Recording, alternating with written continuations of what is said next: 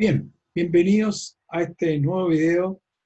Estamos a 6 de julio, tarde ya, pero quise agregar algunas cosas un poquito distintas porque ya les he explicado en videos anteriores que yo me dedico a la gestión por proceso o gestión de procesos, depende cómo se quiere hacer.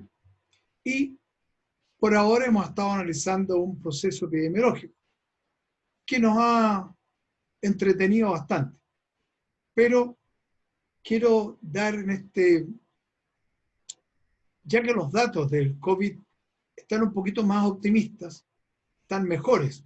Tal vez optimismo es una palabra muy eh, que puede ser malinterpretada. Están mejores, sin duda. Y por otro lado, hemos tenido lluvias. Por lo tanto, la sequía, esta temible sequía que ya se nos venía encima, estamos viendo que también se empieza a diluir. Por lo tanto, son esos dos temas que me gustaría trabajar con ustedes. Y sin duda, lo que a mí me gustaría durante estos datos que yo voy a mostrar, que nos hagamos la pregunta con cada uno de los datos que tenemos ahí. Si ustedes tienen los zapatos del gobierno para no individualizarlos con nadie, ustedes están asesorando al gobierno. Con los datos que vamos a ver, le dirían, oye, vamos pensando en abrir la economía o liberar cuarentenas. Un poquito eso me gustaría que fuéramos viendo, porque ya tenemos que ir pensando en que esta situación no es sostenible. Desde el punto de vista de la pandemia, sí, pero cuando volvemos, vamos a seguir perdiendo puestos de trabajo, vamos a seguir deteriorando nuestro Producto Geográfico Bruto. Son dudas. Indudablemente, yo no tengo las respuestas. Solamente les quiero mostrar datos para que ustedes se pongan en los zapatos de qué lo querían si fueran gobierno. Bueno, para empezar a conversar, les quiero contar un poquito cómo bauticé esta presentación de hoy. No confundamos a la opinión pública. Una expresión que tuvo que usar el ministro París cuando un periodista sale con el desaguisado, más o menos, de dónde están los 10.000 muertos que hay. Entonces, sin duda, él nunca muestra cara de molestia, sino que dijo, por favor, no confundamos a la opinión pública, porque indudablemente no es así. Yo ya les dije en el video anterior que yo no había querido incluir a los fallecidos, pues ahora ya lo estoy incluyendo, porque parece ser como la motivación que tienen los periodistas de mostrar que las cosas se están haciendo mal. Yo opino distinto. La forma de jugar este gobierno no es por los fallecidos, es porque no colapse la infraestructura pública. Por eso es que hoy vamos a tratar lo que normalmente vemos, más o menos rapidito, porque no hay mucho que conversar, solamente irraer un poquito más de que las cosas se están haciendo mejor, tanto a nivel nacional como en la región metropolitana. Vamos a desmitificar una vez dónde están los fallecidos, 3.000 muertos, como dijo este señor, que estarían faltando, no sé dónde los va a meter. Y por último, quiero hablar sobre situación de algunos embalses que tenemos en el país para que nos ayuden a entender la situación en la que nos pudimos haber metido si no hubiera sido por estas lluvias que parece que van a continuar. Entonces, para comenzar, yo quiero partir hablando de los contagiados activos, porque durante algún tiempo a ustedes les consta que yo evité hablar de ello. ¿Por qué? Porque empezamos a jugar con los números, pero ya la cosa se normalizó a partir del 17 de junio. Por eso es que ya comencé a hablar de nuevo. ¿Por qué? Porque es importante el tema de los contagiados activos. Yo les he hablado siempre que en cualquier proceso es importante tener una buena métrica. La métrica del contagiado activo tiene una gran ventaja. Esa es la masa contagiada. Son la cantidad de personas que están dando vuelta en el país y que eventualmente pueden incidir en que más personas se contagien, o por otro lado, tenemos seguridad que un cierto porcentaje de ellos, entre un 5%, probablemente va a ir a dar a la UCI o va a ir a parar a ventilación mecánica o ya algún tipo de prestación un poquito más elaborada. Por eso es que es importante mantener la visión de qué es lo que está pasando con los contagiados activos. Entonces es importante entender esto. Yo hice estas líneas, son 7 y 7 días. Fíjense ustedes que en 14 días pasamos prácticamente de 37.000 contagiados activos a 27.000. O sea, hemos bajado como 9.300, 9.600 contagiados activos.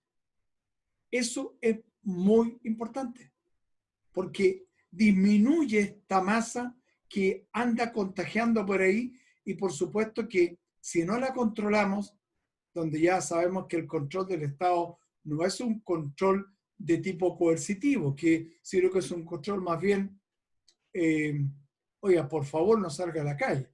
Y si sale a la calle, se expone una multa. Bueno, eso es lo único que podemos hacer por el momento. Pero, sin duda, hemos venido bajando en forma consistente. Ojalá que los números nos sigan acompañando. No hay ninguna razón por qué esto no pueda ser así. Respecto ahora de lo que yo les comentaba, de lo que debiera ser, y así ha sido, el objetivo de la planificación que hizo tempranamente el ministerio era que no colapsara nuestra infraestructura sanitaria, entendido que como que colapso sería lo que los periodistas durante muchos días empezaron hablando de la opción de la última cama. En el fondo, ¿a quién le entregamos la última cama? Y al otro le decimos saludos a quien sea, porque no te vamos a seguir apoyando. Te tocó morir. Bueno, eso cada día se está alejando, a pesar de que pasamos por un periodo muy complejo del cual todavía no salimos, pero vean ustedes acá, estamos teniendo acá un número de ventiladores mecánicos durante esta última semana de -2. Hoy día hemos tenido los últimos días pequeñas cifras donde han requerido más ventilación mecánica a ciertas personas, pero lo importante es el promedio. Pasamos de 45, 37 y 5 diarios y -2. O sea, ya como que ya consideramos 0. Esta semana no hemos tenido nuevos requerimientos. Bueno, y eso hace que ya tengamos, me parece que hoy día hablaban algo de, no sé si 350 o 370 ventiladores mecánicos disponibles. O sea, estamos empezando a ganar holgura para que no colapsen nuestra infraestructura, que es fundamentalmente lo que nos tiene que preocupar. Entonces, hecho, ¿no? Quería hacer la pregunta por OBC en el gráfico siguiente. Entonces, veamos acá la positividad. La positividad ha ido bajando. De nuevo, durante las 3 últimas semanas hemos ido bajando cada vez. Aquí se presenta una discusión un poquito mañosa. ¿Por qué? Porque los periodistas preguntan, oiga, ¿y por qué hacen tan pocos ensayos? Porque no hay más gente para ensayar. Simple. Esa es la respuesta. Por eso es que hoy día la subsecretaria, una vez más, le dice a las personas, si usted tiene algún síntoma, por favor concurra. Porque el tema de los PCR es más bien reactivo. Las personas van, me siento mal, le toman un PCR, ¿dónde están sus familiares cercanos? Tomamos y se nos acabó. ¿Se fijan? Algunos alcaldes ya están colaborando y yo creo que el aumento de PCR en estos últimos días ha obedecido a eso. Ojalá que no siga aumentando la cantidad de contagiados activos. Ahora, si los hay, qué bueno que los encontramos porque podemos llamar a la responsabilidad de esas personas para que no sigan contaminando. Así que esto es una buena noticia. Pero hagámosle la pregunta ahora. Con este dato, forma aislada, el presidente nos pregunta, bueno, ¿qué le parece que abramos la economía la próxima semana. ¿Qué les dirían ustedes? ¿Cuál es el análisis que podemos hacer? A ver, el día de la cuarentena, que fue el 16 de mayo, estábamos aquí. ¿Con qué positividad teníamos? 15.25. Y tuvimos que tomar una cuarentena. Entonces, indudablemente, ahora que estamos en 22, en una semana, fíjense ustedes, bajamos 3. En 15 días bajamos prácticamente 7. Para llegar a 15, en unos 15 días más podríamos estar aquí. Ahora, no se olviden que hay una ocasión que habla de los rendimientos decrecientes, que aplica para esto. A medida que nos vamos acercando más abajo, es mucho más difícil, porque se nos presenta un problema asintótico inverso. Entonces, no es tan fácil bajar.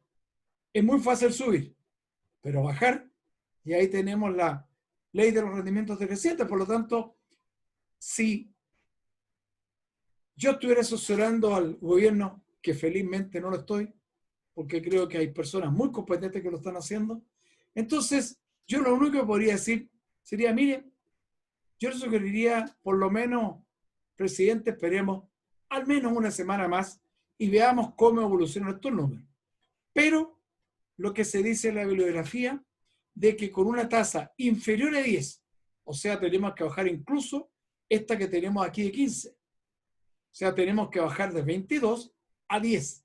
Ahí estamos entrando en un periodo de, podríamos decir, vamos viendo cómo se hace. Eventualmente podremos utilizar lo que se llaman las famosas cuarentenas dinámicas, que vamos a conversar un poquito más sobre ellas al respecto. Así que tal como están las cosas, lo que nosotros podemos esperar, que probablemente este sábado nos van a decir, o mañana, creo que el miércoles, se determinan las cuarentenas, probablemente nos van a decir no, o porque las condiciones todavía no se dan. Veamos ahora las tasas de incidencia a nivel nacional. Vean ustedes, aquí tenemos algunas regiones, no todas, tenemos las más elevadas. Vean ustedes, la metropolitana ya lleva, cada más o menos 2 de estas representan 7 días. O sea, prácticamente llevamos 14 días donde la tasa de incidencia pasó de 400 y tanto a 258. O sea, hemos bajado en 150. Entonces uno dice, oye, mirando este puro dato, ¿podremos bajar o sacar la cuarentena en Santiago? En el Gran Santiago. Uno dice, ¿cómo así? Hemos bajado prácticamente 150 en 14 días. Partimos la cuarentena por acá a mediados de mayo, teníamos del orden de 150, por algo entramos, tampoco se ve por aquí. O sea, por tasa de incidencia, que son las personas contagiadas por cada 100.000 habitantes, parece que tampoco nos indica que podemos darnos esa holgura. Veamos otras regiones. Antofagasta ha ido subiendo. Tarapacá empezó a bajar y ha ido subiendo. ¿Qué se nos da? Que en la zona norte hay como una tendencia a subir. Felizmente el porcentaje de la población no es tan alto. Veamos acá en la zona sur, Valparaíso, o la zona central, Valparaíso. Bueno, y si yo miro de aquí para abajo, creo que en los lagos es el único que la tasa de incidencia subió muy poquito. Pero el resto está todo abajo. Entonces, pareciera que la cosa está mejor, pero levantar la cuarentena así en el país, por ningún lado. Con esos números, yo no me atrevería ni siquiera a insinuárselo. O sea, mínimo hay que esperar una semana más. Bien, veamos ahora, hagamos un clic en la región metropolitana. Veamos la región metropolitana. Vean ustedes cómo han ido bajando los casos nuevos. ¿Se fijan ustedes? Pasamos en esta semana, 4 semanas atrás, donde teníamos 4.500 diarios. O sea, cada vez que el ministro se refería, bueno, llegamos a tener aquí como 5.000 y tanto. ¿Se fijan? 5.600 un día. O sea, cada vez que el ministro se refería decía 5.000 y tanto. Bueno, hoy día estamos hablando de que en Santiago 1.648. Entonces, claramente eso es una excelente noticia porque prácticamente hemos bajado algo cercano a 3.000 diarios.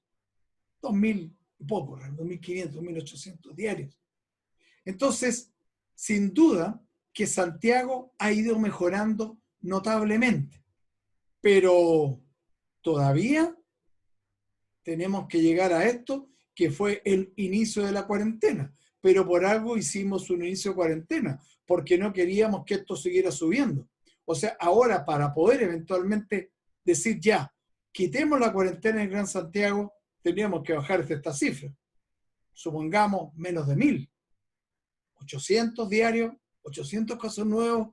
Bueno, ahí están los especialistas que estarán asesorando al presidente. Veamos ahora la situación de las comunas.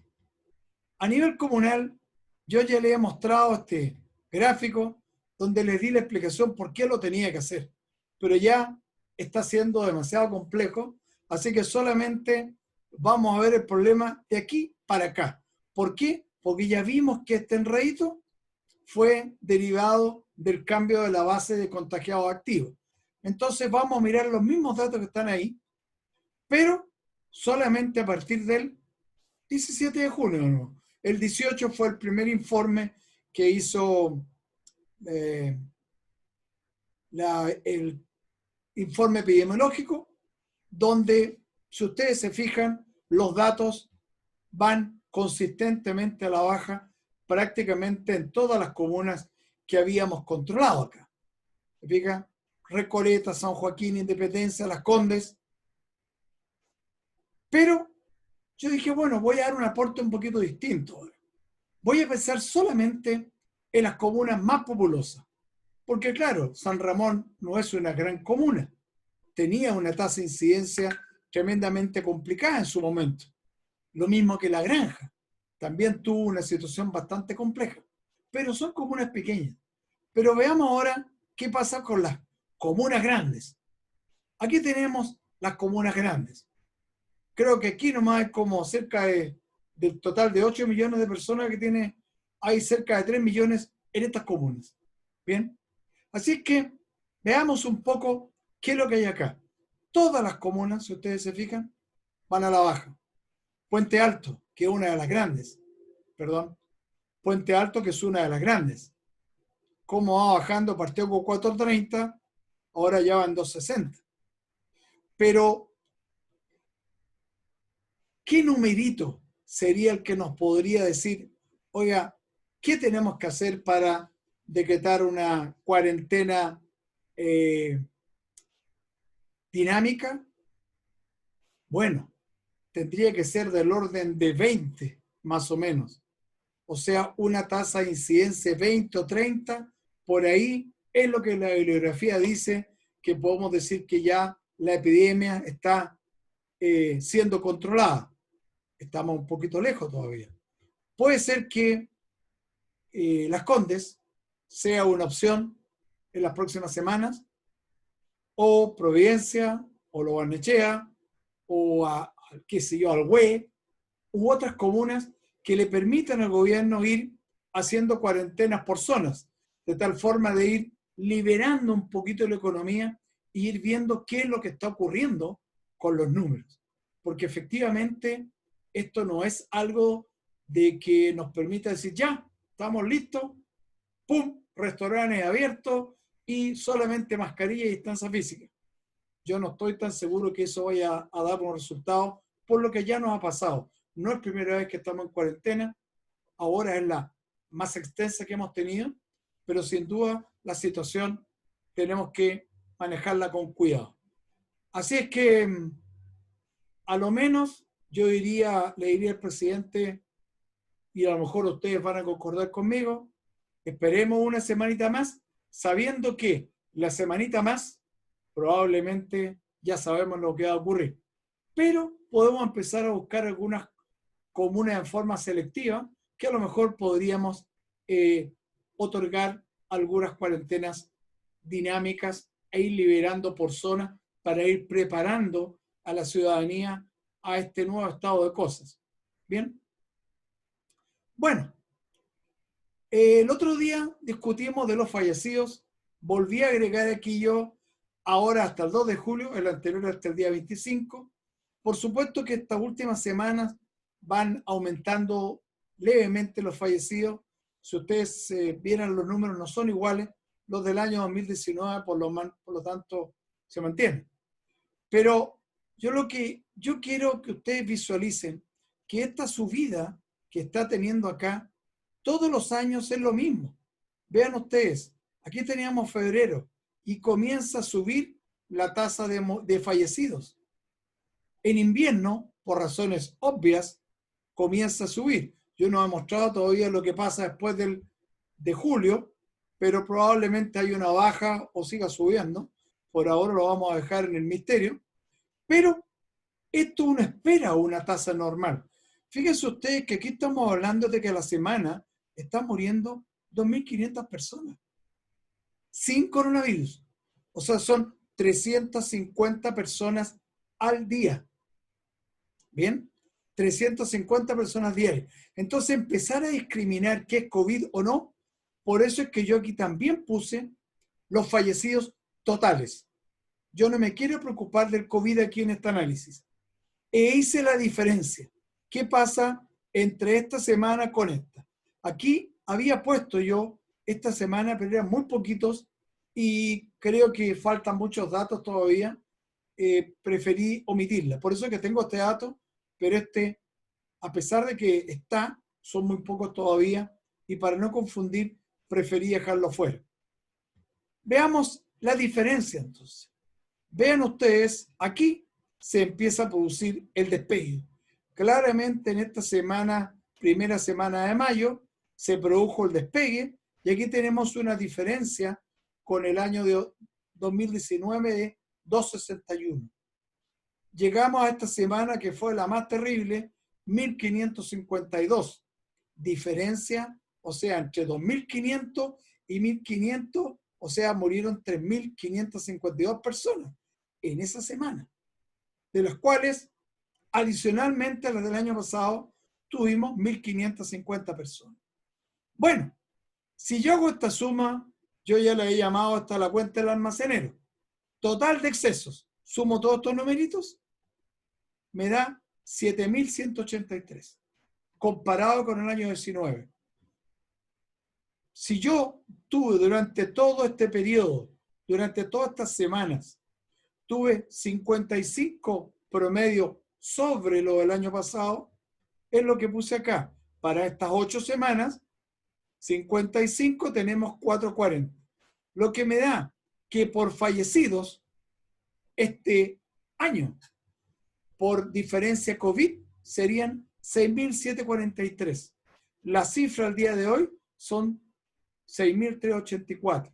O sea, tenemos una diferencia como de un día y medio, que justamente se debe a los ajustes que están haciendo, porque de repente las personas, yo por ejemplo estuve corrigiendo acá, corregí como 30, que se aumentó. O sea, se demoraron prácticamente 3 semanas en adjudicar a algunas personas fallecidas. Fallecidas, no por COVID. Estoy solamente eliminando las personas que fallecen. Entonces, ¿dónde están los 10.000 que dijo el periodista hoy día de la mañana? Por ahí no se ven. Entonces, tenemos que ser responsables en esto y las cosas indudablemente estamos teniendo más fallecidos. Eso no se puede desconocer, pero no son las cifras que plantean algunos. Y por otro lado, tal como ya lo he dicho, lo importante no es la persona que fallece. La persona que fallece, su organismo no resistió, pero tuvo la atención hospitalaria. Ese es el esfuerzo que se está haciendo en Chile por atender a los pacientes. Que nadie tenga, o que ningún médico tenga la alternativa tan terrible de la famosa última cama. No tenemos todavía problemas con la última cama. Y tal como se están viendo las cosas, probablemente no va a ser muy luego. Por lo menos en los próximos 15 días se lo firmo. Esta situación no debiera variar, a menos que hagamos alguna tontería. Bueno, quiero pasar ahora a una noticia un poquito más fresca, porque me puse a investigar a raíz de las lluvias qué pasa con los embalses. Porque cuando uno empieza a mirar los datos, vean ustedes, este es el embalse de la laguna en Laja. Bueno, realmente es bastante natural eso. Es uno de los más grandes de Chile. Fíjense ustedes la capacidad que tiene, 5.500 millones de metros cúbicos. Pero vean ustedes cuántos tiene hoy, 801. Bueno, lo que uno espera, fíjense ustedes cómo estábamos solamente aquí, en marzo, bueno, este es junio. En junio del año pasado, ¿cuántos teníamos? Estábamos por acá. O sea, bastante más que ahora. O sea, estamos partiendo con un hándicap en contra. Entonces, por mucho que llueva, tenemos que recuperar a una cuota relativamente difícil. Lo mismo nos pasa con Colbún. Claro que Rapel es solamente, perdón, el lago Laja es para generación y regadío. Eso significa GIR. Este también, Rapel es solo generación y el yeso es solo de agua potable para la población de Santiago. Entonces, vean ustedes que la lluvia, lamentablemente, esto está hasta el día, la semana del 29 de junio, los datos no alcanzaron a estar para hoy, se deben demorar un poquito, nos hace tener un poquito de esperanza de que logramos que nuestros embalses suban levemente. Pero vean ustedes el embalse del yeso. Como está muy arriba, ahí cae mucha nieve. Y por lo tanto el agua. Y por otro lado, aquí tiene una cosa interesante que estuve leyendo. El embalse del yeso en estricto rigor recibe el agua de la Laguna Negra, que está cerca. Entonces, en estricto rigor, como que naturalmente se va produciendo una situación de, yo diría, reemplazo, no lo sé. Ahí hay un tema que tenía que investigar con la Dirección de Aguas, pero hemos pasado levemente a 113 de 220 millones. O sea, nosotros estamos ahí todavía al 50%, pero se nos seca el yeso y la cosa se complica para el agua. De hecho, escuché yo algo al ministro que habían hecho unas faenas arriba para desviar ríos, no sé qué tema era eso. No le puse atención en su momento. Voy a poner más atención ahora. Pero les muestro estas cifras. ¿Por qué? Porque yo creo que ahora hay que... ¿La lluvia es buena para Chile o mala para Chile? Todos me van a decir, pero es obvio. En el corto plazo es muy buena. La pregunta es, ¿y en el largo plazo? Porque yo estuve investigando cuáles son las obras de embalse que hemos tenido recientes. No encontré. Entonces digo yo, ¿y el problema del agua? ¿De cuándo que estamos conversando del problema del agua? Todo este tiempo. Bueno, ¿y por qué no se hacen obras? Investigué por ahí que el ministro de Obras Públicas, el actual, se estuvo paseando por ahí por Petorca, mirando qué vamos a hacer el tranque de Las Palmas, que es para el regadío de la zona de Petorca, de 55 millones de metros cúbicos. Eso fue en septiembre del año pasado. Empecé a mirar yo alguna noticia en internet, me metí a las páginas de la Dirección General, digamos, de Obras Públicas, no hay más noticias. Esas obras están paradas, siguen a nivel de idea, están adjudicadas las obras, no sé. No, realmente no lo sé. Si alguien tiene información, me encantaría, por favor, que me la mandara para poder agregarla. Pero el plan es que esté terminada en el año 2024 para poder quitar la angustia que tiene toda esa gente que depende tanto del agua en la zona de Petorca. Entonces, después miré otro, embalse de Chacarillas, en Putaendo. También me metí en la Dirección General de Aguas, Dirección General de Obras Públicas. ¿Qué pasa con esa obra? Bueno, no voy a decir que hice un análisis súper acabado. No, realmente intenté a ver qué había y no encontré nada. Por lo tanto, algo se estará haciendo, supongo, pero la pregunta es, ¿qué esperamos para hacer más embalses? Si el ser humano necesita del agua, necesitamos de la energía. El agua es un recurso renovable. Por lo tanto, esa es una de las alternativas. De hecho, Rapel es solo para generación. Y vean ustedes la situación de Rapel.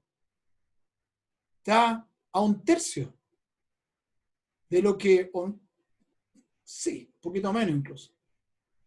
Entonces, por aquí se nos puede acabar la energía. Entonces, esto hay que realmente meterle el diente. Entonces, cuando las personas, los verdes, empiezan a hablar de que no a los embalses, que aquí, que las represas, bueno, pero sí, tenemos que vivir, tenemos que tener energía eléctrica. El agua es un recurso renovable. Y por último, el agua para beber hay que embalsarla. No tiene otra opción. Por lo tanto, yo creo que es un tema que voy a empezar a seguir y de tal forma de hablar de cosas un poquito distintas, porque creo que el agua empezó a ser un tema, pero yo no quiero que deje de serlo, porque con las lluvias me temo que vamos a dejar de hablar y los embalses, en vez de estar para el año 24, como el caso de Las Palmas, podría estar para el año 25, para el 26 o para nunca. ¿Por qué? Porque son obras que demandan mucho tiempo y por lo tanto son políticamente neutras, porque las inauguro yo y otro las va a mostrar. Y los políticos son egoístas. No piensan en el país. Por lo menos yo, desde esta modesta tribuna, yo quiero pensar en mi país. No me interesa el corto plazo, me interesa el largo plazo, me interesa lo que va a pasar con nuestros hijos, con nuestros nietos. Ya estamos heredando un país. Tenemos que preocuparnos de heredarle un buen país. Muchas gracias por su atención y será hasta otra oportunidad.